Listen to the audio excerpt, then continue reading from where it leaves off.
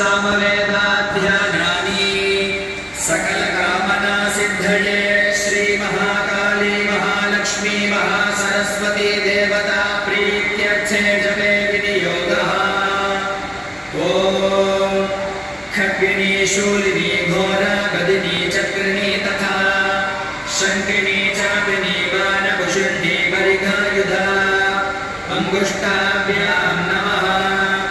ॐ शूलेन पाहि नो देवी पाहि खड्गेन चाम्बिके गण्डास्वनेन नः पाहि चापज्यानि स्वनेन च तर्जनीभ्यां नमः। ॐ प्राच्यां रक्ष प्रतीच्यां च चण्डिके रक्ष दक्षिणे ब्राह्मणेनात्मशूलस्य उत्तरस्यां तथेश्वरी मध्यमाभ्यां नमः। ॐ सौम्यानि यानि रूपाणि त्रैलोक्ये विचरन्ति ते यानि चात्यर्थघोराणि तैरक्षास्मांस्तदा भुवम् अनामिकाभ्यां नमः। ॐ खड्गशूलगदादीनि यानि चास्त्राणि तेऽम्बिके करपल्लवसङ्गीनि तैरस्मान् रक्ष सर्वदा कनिष्ठिकाभ्यां नमः।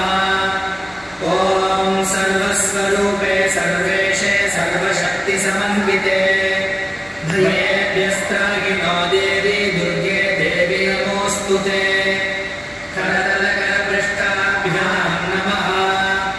ॐ खड्गिनी शूलिनी घोरा गदिनी चक्रिणी तथा शङ्किनी चापिनी बाणकुशुण्डी परिघायुधा हृदयाय नमः।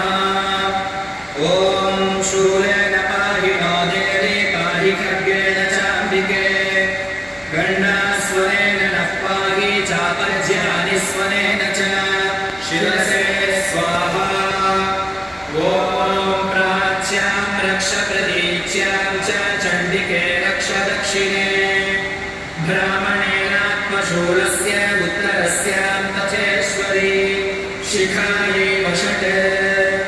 ॐ सौम्यानि यानि रूपाणि त्रैलोक्ये विचरन्ति ते यानि चात्यर्थघोराणि तैरक्षास्मांस्तदा भुवम् कवचाय हुम्। ॐ खड्गशूल